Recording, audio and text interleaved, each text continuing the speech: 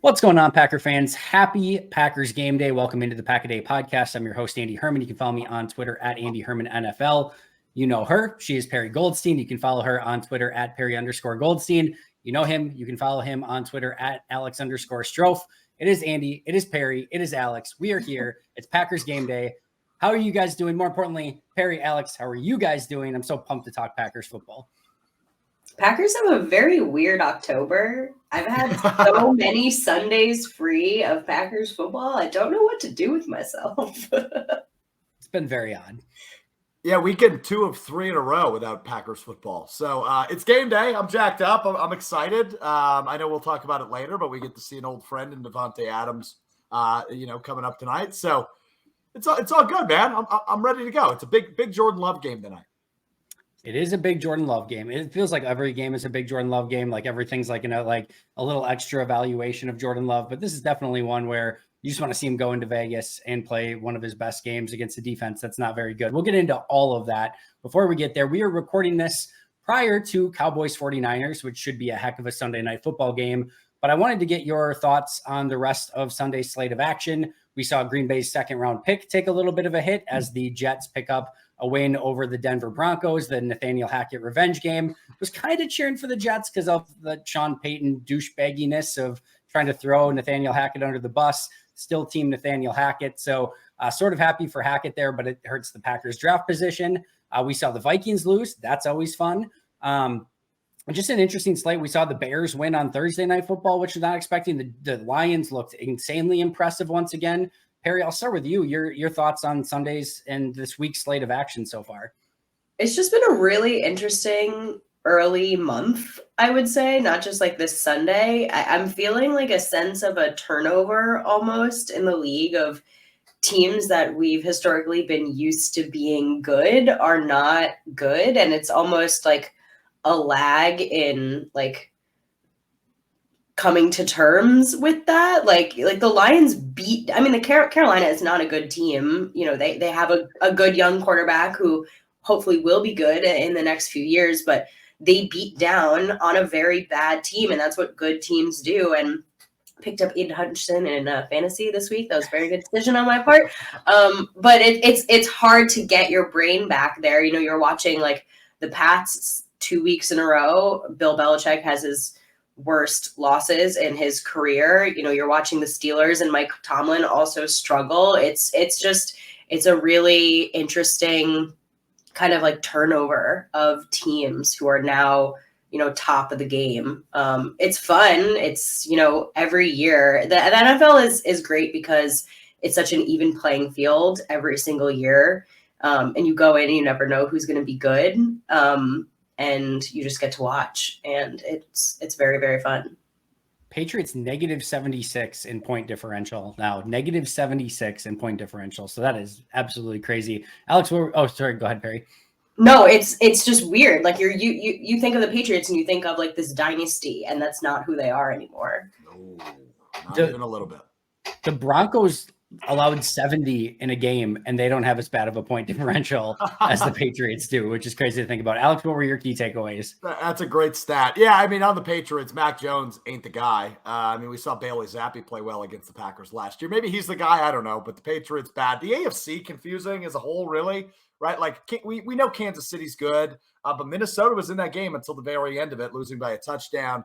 Buffalo loses to Jacksonville, who we think is good, but we're not completely sure if they're really good. They were my preseason Super Bowl pick, so maybe I'm a little bit too hard on Jacksonville. But the AFC is confusing. Good to see the Bengals get out of a funk and score 34 points. Detroit's really good. You guys both hit on that. I think they're a really good football team this year, which is just wacky, right? Like the NFC North is definitely theirs to lose. They beat up on a bad team. It's good to see that David Montgomery can be amazing against a team not named the Green Bay Packers. So it was a fun Sunday of football without watching the Packers, but I'm ready for tonight, man. I got to see them bounce back off that Thursday night loss last week. Yeah, I can't wait for that as well. Just really quick to kind of wrap things up. I think the crazy thing is I think everyone expected the AFC to be the better conference between the two. There are no undefeated teams in the AFC. There are only 2 one-loss teams in the AFC, the Chiefs and the Dolphins. Everyone else in the AFC has at least 2 losses already, which is really crazy to think about. So the parity in that conference is really interesting, and it's going to be insanely interesting to see which teams actually grab those playoff spots and really fight for the 5, 6, 7, because I think from Bengals, Browns, Ravens, Steelers, Jaguars, Chiefs, Chargers, Dolphins, Bills, like there's a lot of teams that could theoretically and potentially make the playoffs, but right now it's just kind of a crap show and you don't know what's going to happen, which kind of makes it exciting sometimes. But enough rest of the NFL. Who cares about those guys? Let's talk about some Packers. I almost said Packers Broncos. That's a couple weeks from now. Packers Raiders, Monday Night Football. Should be a really fun game. Interesting that the Raiders have now moved, at least as of recording this, to 2-point favorites. Packers were favorites throughout the week. Let's start things off. I don't want to go too deep into the injury report since I think everyone's kind of covered it to this point. There's no new or earth-shattering news. Devondre Campbell and Zane Anderson are going to be out for this game. Jair Alexander, Rudy Ford, Aaron Jones, and Eric Stokes are questionable. They'll have to make a move, putting him on the active roster and making a corresponding move if they do decide to play him for this game. And on the Raiders side of things, there's a couple of corners that are banged up. Nothing really matters outside of Devontae Adams. I expect him to play in this game. It just is more of a question of, how much of his superpowers does he have? That will be an interesting one. But Alex, I'll start with you this time. What from an injury report standpoint is making you maybe nervous? What are you looking at as the inactives come out? How could this potentially affect the game? Yeah, well, first off and foremost, right? Like it's great to hear Eric Stokes' name come out of your mouth, Andy. Right? Like I would love to see him on Monday night, even if we don't. It's great to hear his name in the injury report, dealing with that Liz Frank. So I don't know. I think Aaron Jones questionable always makes me kind of scratch my head. He didn't have a huge impact in that Detroit game in his return off that hamstring injury. He's the best offensive player. He's the best playmaker on this team. So if he's active and he is not on a snap count, he can totally change the effect and the outcome of this game. So that's the one name that pops up to me. And I know we'll talk about this later, but hearing both and seeing both Devontae Adams and Jair Alexander on the injury report, that's obviously what everybody's eyes will be on if those guys are both on the field. So those are the few things that pop out to me on that. Perri? Yeah, I agree with Eric Stokes. There's obviously no chance he plays in this game, but seeing him come back from this injury has just been just a really wonderful journey. And I think we're all very excited for when he does finally take the field. I had slated it before the season as after the bye, and that's actually feeling like the timeline he's still on, which is very exciting. I'm skipping ahead, so I'll try not to get too far into this, but the matchup that everyone has circled, popcorn ready, right, is Jair and Devontae. And so you do not want either of them to be injured, right? You want both of them at full strength. This is the matchup of this game. Quite frankly, these are two not great teams. And so if you're looking at the premier matchup, because let's be real, these are not premier teams. These are not Super Bowl contending teams, but the Super Bowl contending matchup in this game, as Jair Alexander put it, is Jair versus Devontae. And, neither of them are full strength, which is not super fun and just happens to be the way the NFL goes. So I agree with you, Andy. I think both of them play. I think there's absolutely zero chance that either of them miss this game. But it's just a matter of, how much full strength. I don't know, if the Raiders do snap counts. I don't know if that's part of their rotation or game plan the Packers do with their players. But if Devontae plays, I imagine he's going to be, in on every play because he's pretty much their entire offense. So it's fun to see.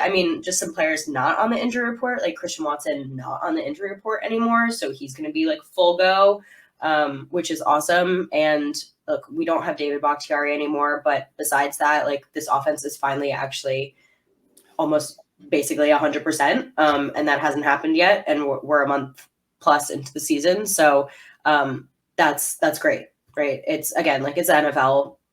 There's always injuries, but we haven't seen this Packers offense yet with pretty much everybody on the field. And this is about as healthy as they're going to get with all their starters on the field, which is awesome.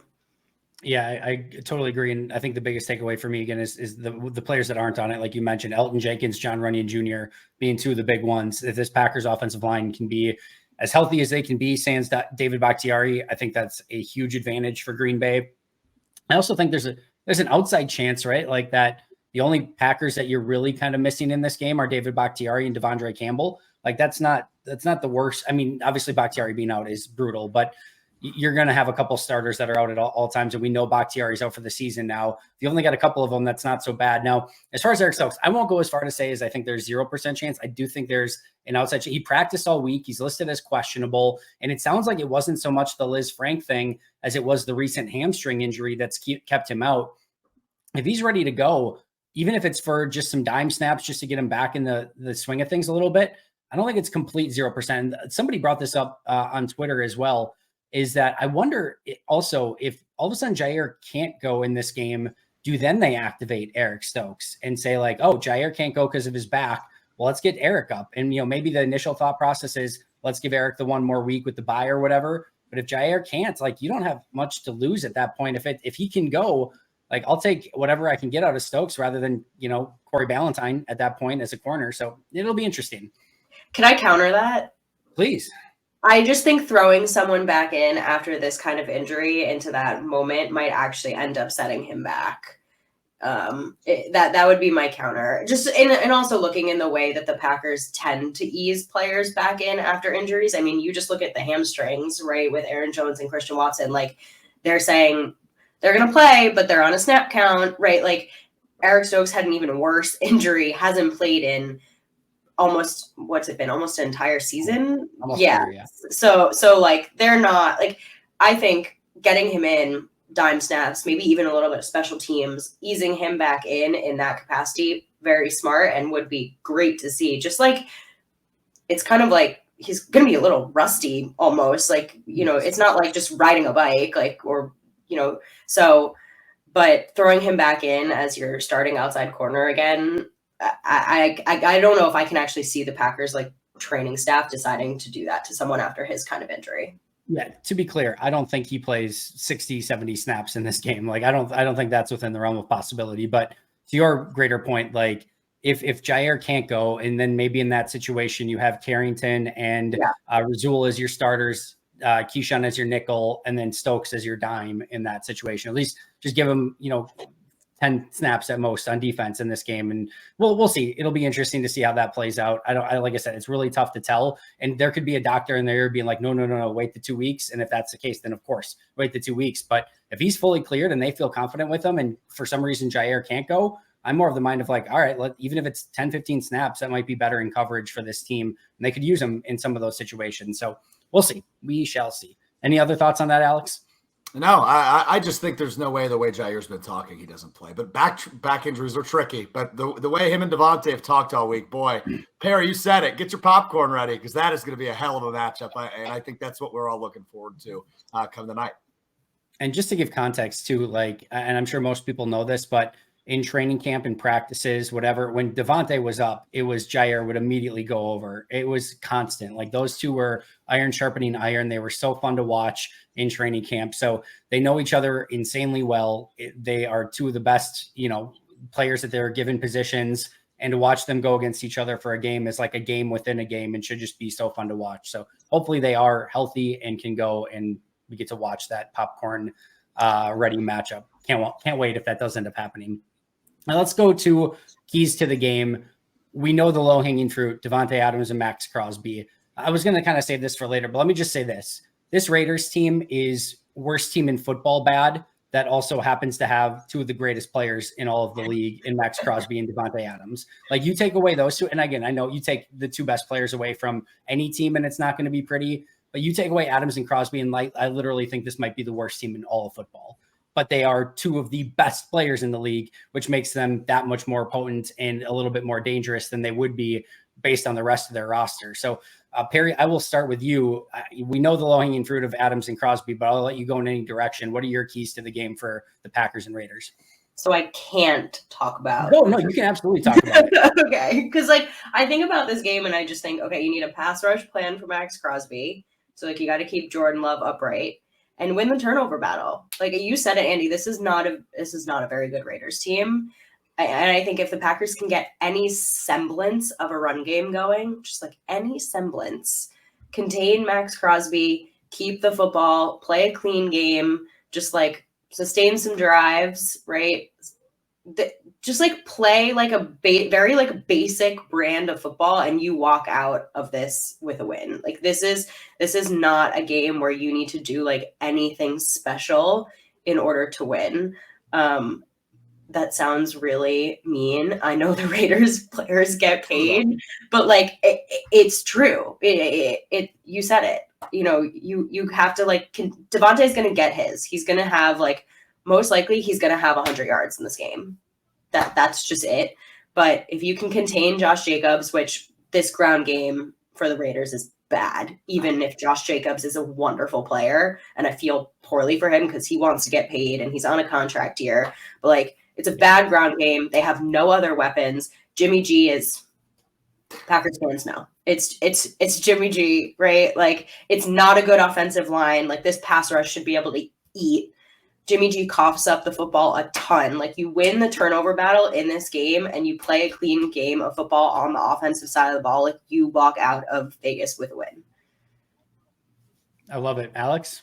Yeah, you nailed it, Perri. Right? Like it might be cliche, but win the turnover battle, you win this football game. You guys nailed it with saying, without those two guys, they probably are the worst team in football. I was kind of running through it in my head, and I think without Crosby and Adams, they probably are. Josh Jacobs still worries me, despite how bad their offensive line is. Right? I mean, I until Joe Barry and the defense proves to me that they can stop an elite running back. I'm going to be a little bit hesitant to say, hey, he doesn't worry me. And he's an elite pass catcher out of the backfield too. So he's circled on my if I was a coach, he'd be circled on my list this week. But look, it's the turnover battle. I think this is a big game for Jordan Love. I want to see him play like he did against Atlanta for the first three quarters, against Chicago, against New Orleans in the fourth quarter. I think this could be a really big game for Jordan Love. So certainly have my eyes on him as well. I like it. For me, this comes down to Packers defensive front versus Raiders offensive line. Because you look at this Raiders offensive line, Colton Miller, pretty solid left tackle, but I like the matchup against Rashawn Gary. And like overall, I think they can win that matchup a little bit.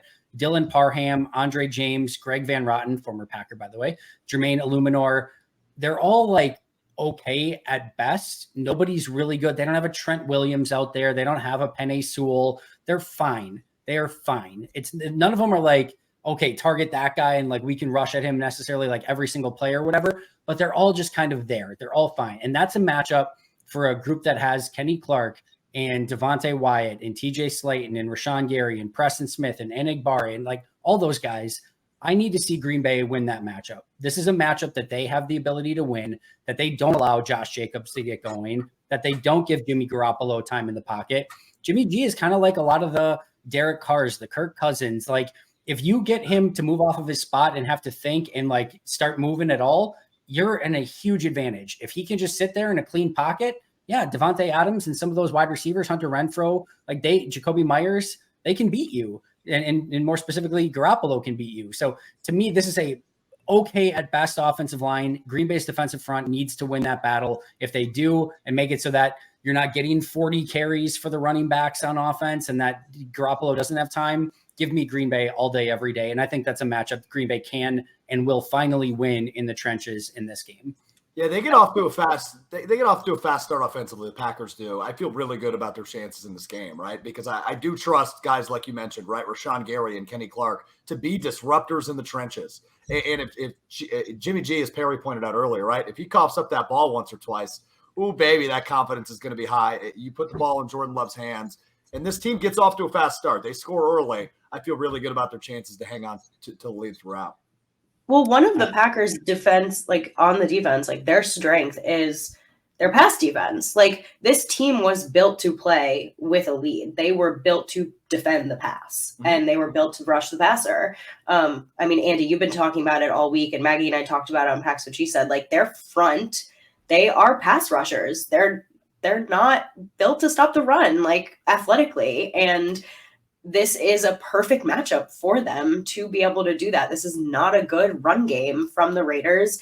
And the way to win against the Raiders is to just get at Jimmy G, to go up against this really average at best offensive line, to rattle them, to allow the offense to get ahead, to play with a lead, and now let this defense do what they do best. We can argue all day if that's a good, scheme, if it's a good like format for the defense. That's not the point. Is that in this particular matchup, it's actually going to, I think, work in their favor. No, I think that's totally fair. And hopefully that ends up what comes to fruition. And we actually see a Green Bay team play more complementary football in this one. More on that in just a little bit. Before we do get to that, I do want to talk about some of the best matchups that we get to watch in this one. Perri, we know the low-hanging fruit. We know you love Jair Alexander. We will start with you. The favorite matchup to watch. Give it every ounce of popcorn that it deserves. Oh my God, I've had this circled since the schedule came out. Like, as soon as I saw this, I was like, I can't wait. I actually texted my family and I was like, do we go to Vegas for this game?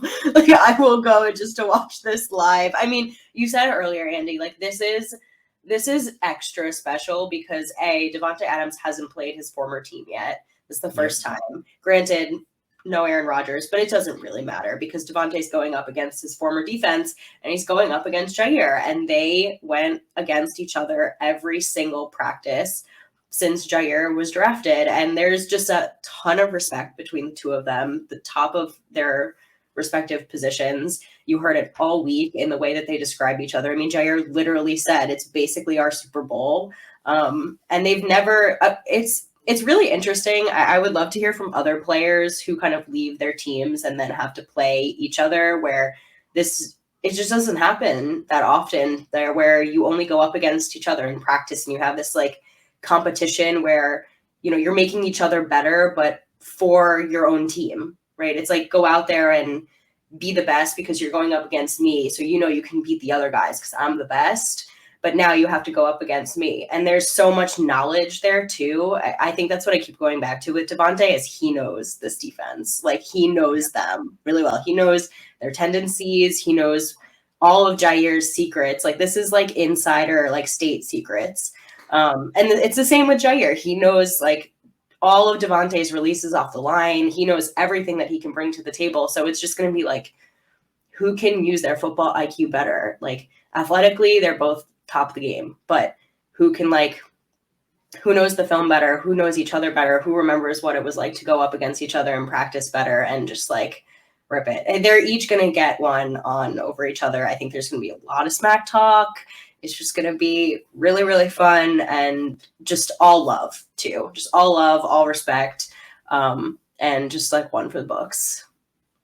Man, I can't wait. I'm ready to be done with the podcast right now and just be like, I'm going to bed until this game is starting because I can't freaking wait. Hey, Alex, good luck topping that, buddy. I was just about to say, how the hell am I supposed to follow that up? You can.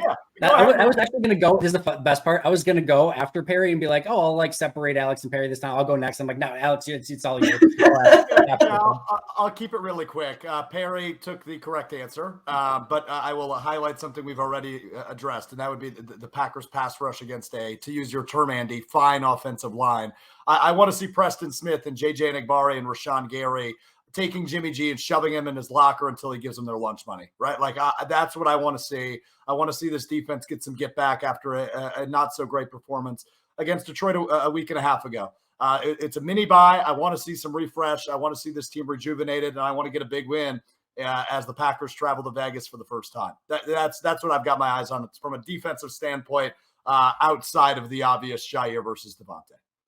We got lunch money being stolen. We've got popcorn getting ready. Like, this is going to be a phenomenal matchup. But I'm going to actually go with an interesting one. I talked about this a little bit earlier in the week. I'm going Jordan Love versus Marcus Peters. And Marcus Peters, not the same Marcus Peters we have grown up with, knowing how good he used to be as a player. But Marcus Peters is that classic veteran savvy where he's going to give up some stuff, but he will jump a route. He will read you as a quarterback. He will bait you in, and he will get you to make some throws that maybe you shouldn't be making. This is a young first-time starting quarterback versus a corner that knows every single trick in the book and has a propensity to take some pick sixes to the house. And I just want to see that matchup of, can Jordan Love maybe get a couple over on Marcus Peters, maybe a double move here or there, or is Marcus Peters going to be the one that baits Jordan Love into making the mistake? It's just kind of the classic savvy veteran versus the young quarterback. And can he bait Jordan into one? I don't think he's going to. Jordan's been really good against that stuff, but you got to be careful with that guy out there. He's going to gamble, and you just got to make sure he doesn't beat you with a pick six somehow. So that's the matchup I'm going to be kind of sneakily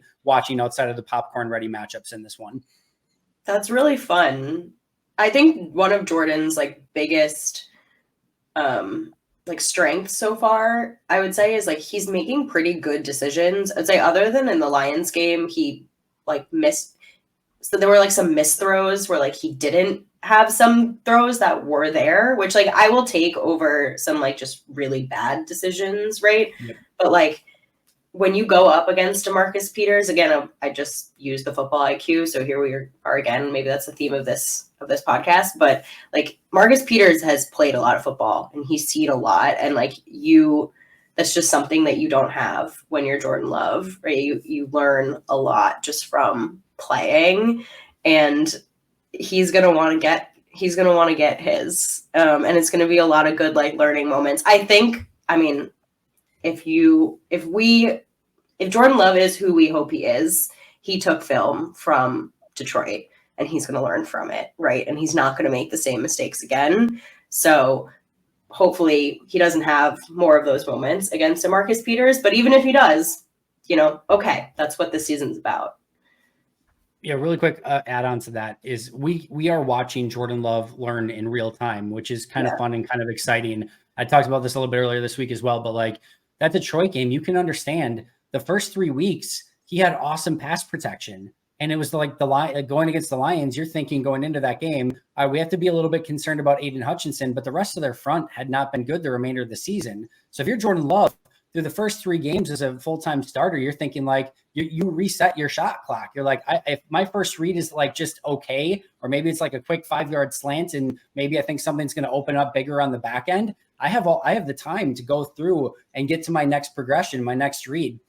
And then you get to that Detroit game, and through the first few series, he's still on that shot clock of I've got time. And he didn't. And Detroit is just wrecking everyone up front and getting him. And I think in the second half, he finally made that adjustment of all right, I got to get rid of the ball a little bit quicker. But those are the sort of things that until you experience it, you don't know it. And his experience up until that point was, I have time and I'm going to be able to get through my reads. And he trusted his offensive line. And then you see him and you're oh, he's got to get rid of the ball quicker. It's well, in the first few games, he didn't. He didn't have to. So that's all part of learning through this. I'm with you, Perri. I think he will learn from that. I think you're going to see him get rid of the ball quicker, get the ball into the hands of his playmakers. He has, hopefully, fingers crossed, Aaron Jones, Christian Watson, Romeo Doubs, Jaden Reed, Dontavian Wicks, Luke Musgrave. He's got all of his playmakers. Let them do the heavy lifting. I think we're going to see that in this game. I think the other thing, sorry, just to tack on to your Marcus Peters point, is that he is kind of your only Trayvon Merrick too. He's a safety though, but the rest of that secondary is not great. And you saw Jordan Love start to learn how to pick on the weak points in secondary so far this season, right? He did it with Isaac Yiadom. He's done it in earlier games. I think it was Trey Flowers with the Falcons. He's gonna do that, I think, in this game again with Jacorian Bennett or David Long. I think there's going to be also a lot of opportunities for him to actually actively avoid Marcus Peters and go up against these backup secondary guys who are going to have to be playing because the Raider secondary is a little bit beat up right now. And I think their starter, Nate Hobbs is out in this game. So it's something that Jordan Love's done already this season, which is why I pointed out, because we've seen him kind of point to their weak spot and then go after it, because you just said it, Andy, Packers are going to have all their weapons. They're going to have all their guys out there. And if he's able to get through his progressions and get to his reads, he's going to be able to see who's on that guy for the opposing secondary and just start to pick on him. By the way, former Packer Isaac Yiadom, the highest graded corner by PFF so far this season. So just go figure. But all right, Alex, I will let you do the bad news first, and then I'll give Perri the good news. Alex, Green Bay will lose this game if blank. Oh boy. Devontae Adams goes bananas. Josh Jacobs turns into David Montgomery or Raheem Mostert, right? Like this defense just shows regression rather than progression off this Detroit game. If Vegas, I almost said Oakland, if Vegas is playing with a lead, I'm a little bit concerned. I have full faith in Jordan Love, as I keep saying. I think this will be a really big game for him. But if their offense finds a way to hum with Jimmy G, who's obviously beat the Packers in the past, and with two really good players in Josh Jacobs and Devontae Adams, they get theirs. I question whether or not Green Bay can fight their way back into this one. But I'll just say this before Perry gets the good news. I do not feel very good about Vegas winning this game. I feel really good about the Packers' chances tonight. I need to hire a producer just so we can input an air horn every time Alex says Raheem Mostert. It's going like every single episode, he gets a Raheem Mostert reference. Dude, it's so amazing. PTSD, and then we see David Montgomery go for his third straight or third ever 100-yard game at Lambeau Field last week. So I'm kind of sick of talking about mediocre to maybe slightly above average running backs running all over the Packers, and they're facing a really good one tonight. So I'm a little bit concerned. There are no mediocre running backs when it comes to facing the Green Bay Packers. They're all Pro Bowlers against the Green Bay Packers. Perry, all right, get us into some good news. The Green Bay Packers win this game if they play their brand of football. I think if Matt LaFleur calls his game, Jordan Love plays a clean game, right? The Packers just have to play the way we know how to play. I was going to say on the to answer Alex's questions, but on the flip side, if they just don't shoot themselves in the foot, we've watched them kill themselves, right? It hasn't necessarily been that the other team has been playing particularly well. It's that they've had a lot of unfortunate errors, a lot of silly penalties and drops and things that they can prevent. And this is a team where if you just go in and play clean, you are going to win. Like I said earlier, you do not have to do anything special in this game in order to win. So don't shoot yourselves in the foot. Don't go in and, on your first offensive drive, move backwards. Just go in and play balanced, play complementary, and it will be fine.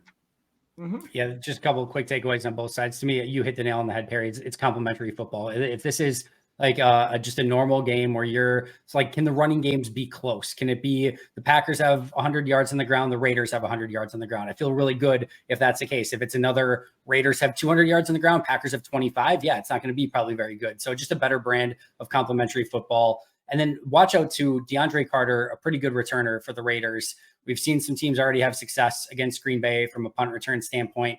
Can't let him get a big one. Would love it if it was the opposite. Keyshawn Nixon against his former team got the big one, but this game has two really explosive returners in DeAndre Carter and Keyshawn Nixon. So those are some of the things I'm going to be looking for. As a fun aside for those at home, Alex and Perry absolutely love when I ask them to do bold predictions for any sort of episode. So I couldn't get through today's episode without asking them a bold prediction for the game. Before they get to theirs, I'm going to do mine first. I talked about Marcus Peters earlier. I said that he's going to be a fun matchup. This is a little bit of a crumb up to this one. I think you're going to get that Christian Watson double move that we saw against Minnesota in week 1 last year that didn't get completed. It's getting completed in this one. Christian Watson double move, 80-yard touchdown, put it in the bank. It's going to be an explosive one against Marcus Peters. Can't wait. That's my bold prediction. Alex, I know you're dying to give yours, so the floor is yours. I love the boldness. And that touchdown pass, just to piggyback off Andy's, will be one of 3 that Jordan Love throws on top of rushing for another one. He will have a 4-touchdown performance against this defense tomorrow. I think this is a big Jordan Love game.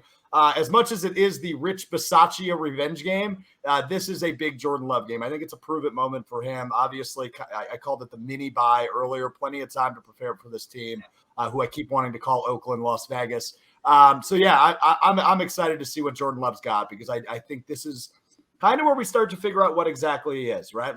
We've talked a lot over the course of the last few months. The floor continues to rise. We know he is at least a serviceable, if not a good quarterback. And off a not-so-good game against Detroit, I think he can pick on, as we've talked about for the last 35 minutes, a meh defense. And I think he's going to have success on the road Monday night as the Packers roll to a big victory. Love it. Perry, bold prediction. I'm ready for the bold predictions. I have many for this game. One, this is a get right game for this team on both sides of the ball, right? This defense, if you are not like dominating this, right, like something is wrong. Like something is fundamentally wrong. So I'm talking like sacks on sacks. If Khalil Mack is getting, okay, it was Aiden O'Connell, not Jimmy G. However, like I want like 3-4 sacks this game from this pass rush. Okay. Rashawn, hair on fire. Like, how about another 3-sack game? Alex, I'm gonna one up you. I think this is a 5-touchdown game. Yeah, I'm calling it. Like we saw one from Aaron Rodgers his first season, and we all went, okay. Like that's this game for me. On the road, like bounce back. I'll stop there. But like I really think that this is one of those, like, I think it was Jaden Reed who had the quote that it's like it's either going to make us or break us after a loss this season. And I think this is one of those, like, show us who you are after a loss kind of games, and it's going to make them. I love it. I mean, we all seem to be on the same page, but Perri and I specifically, this is the Jordan Love game for 2023. This will be the Jordan Love game. We're both kind of saying, it sounds like. I don't like making those kinds of statements because there's a lot of season left. Like a lot of season left. A lot of season left. But Perri, though, if he does a 5-touchdown performance, that is the Jordan Love game of the season. I don't think he's top fair. 5 touchdowns on the road might be the game. Sure. Yeah. Okay. Deal. All right. So let's get to our final predictions for the game. I think I can tell both of you are leaning towards Packers victories. I know that the Packers have at least 28 points in Alex's prediction, and the Packers have at least 35 points in Perri's prediction. But Perri, your official prediction for the game. Yeah, on Pax what she said, I said 35-21. So that's what I'm sticking with. Alex? 34-17 Green Bay. All right. I like Green Bay. By the way, I'm 4-0 on picks. I'm going to brag about it because I'm always awful on picks, and it's probably about to turn at any given moment. But I'm going Packers again. I'm going a little bit of a lower scoring game, though. 2016 Packers. 20 for Green Bay, 16 for the Raiders. I think the Raiders have a little bit of success moving it down the field. They get 4 scoring drives, but have to settle for 3 field goals on those. Green Bay gets a couple touchdowns, a couple field goals, gets out of Vegas with a 2016 win, and they move to 3-2. I do think, just like in a sort of quiet way, this is a really important game for Green Bay. I think coming off of a mini bye and then going into a bye 3-2, coming off a win on Monday Night Football, is a huge step for Green Bay. And a loss in that same situation going into a bye, where, you got to go on the road. I know it's just Denver and they're atrocious, but going into Denver following the game, like, I just think it's 2 totally different teams, depending on if you go 3-2 or 2-3 going into this bye week. So I really want to see Green Bay play a much better brand of football, pick up the win, go into the bye with some confidence, and then come out strong facing Denver to kind of come out of it the other side. All right. I think that does it. Perri, any final thoughts before we get out of here? Alex, any final thoughts? Anyone want to get anything else in? Just waiting so many days for Packers football. Yeah, and like, my God, the last game, no, I need a win. That's why I think I want 5 touchdowns. We were robbed. She doesn't want 5 touchdowns just for the sake of having 5 touchdowns. She wants 5 touchdowns for the sake of being robbed. And now we have it at Packers football. I need makeup touchdowns. Entering the bye week, so make it up in advance and retrospectively. Yeah, exactly. I retroactively rather. I think momentum's real, Andy. To your last point, and going into the bye week off a win, and then you're playing a not so good Denver team out of the bye. I think if vibes are high, this team could get on a little bit of a roll here after the bye. So, and we always talk about it. Seems like every year in sports, like the bye is in the perfect spot. It really feels like it's in a good spot, though, with this team dealing with a lot of injuries early on in the season. So I'm actually okay with the relatively early bye this year. I was as well until they got the mini bye and seemed to get kind of mostly healthy. Fair. And now it's like, they just kind of had this almost bye week. It's like, man, if they could have had one maybe a few weeks later, that might have even been a little bit better. But I don't hate it either, especially if they can get a win, go 3-2, clean up some more stuff, and then come out strong against Denver in that next game. Totally cool with where it's at for a young team. So I'm cool with it. All right, Perri, where can we find all of your amazing work, and where can we find you on social media? Just follow me on Twitter at Perri_Goldstein. I've mentioned Pax What She Said, I think, twice on this episode, which I almost never do, but I do have another podcast. It's called Pax What She Said. It's with Maggie Loney. You can listen to it anywhere you find your podcast. We also started a YouTube channel, so if you'd like, go like and subscribe and listen on YouTube, because that is fun stuff, because you get to do audio and video on YouTube, as you know, because you are watching us on YouTube probably right now. So there we go. Amazing. And Alex, before we get out of here, tell everyone where they can find your Raheem Mostert fan fiction and art. You can find it at ESPN Madison. Now, you can follow me on X, Twitter, whatever the hell we're calling it, at Alex_Strofe. Getting you ready for the game tonight from 4 to 7:15 on 620 WTMJ and ESPN Wisconsin on Green Bay Game Day. So make sure you tune in. Brian Bulaga will join us. Rob Domofsky will join us. And Jason Wilby will join us as well tonight from 4 to 7:15 on ESPN Wisconsin. So let's go, baby. Big win coming tonight. I'm pumped up. Just dropping names too. Brian Bulaga, Wow. Jason Wilde, any pew pew pew. Raheem Mostert. Raheem Mostert will be brought up every segment in the show. Also, forgot to mention that. That's a requirement contractually. It's going to be amazing. Make sure to follow both of them at Perri_Goldstein, at Alex_Strofe. You can follow me at Andy Herman NFL. Really quick, if you have not checked out Pack-A-Day podcast memberships yet, make sure to do so. Shout out to our All-Pro and Hall of Fame members, Most Hated Minnesotan, PJ Wayne, John Wild, Shea Bradad, Arnoldo Espinoza, Jennifer Wright, Boom Handle, Donald Lee, and Lori Lord. It's getting longer and longer to say, which is amazing. I appreciate you guys a ton. Cannot wait for Monday Night Football. Packers over Raiders. It's going to be epic. Then we're going to hit the bye. We're going to have tons to talk about. Make sure to subscribe to the Pack-A-Day podcast if you haven't already. But until next time, and as always, and especially on game day, go Pack Go. Go Pack Go. We love you, Boom Handle.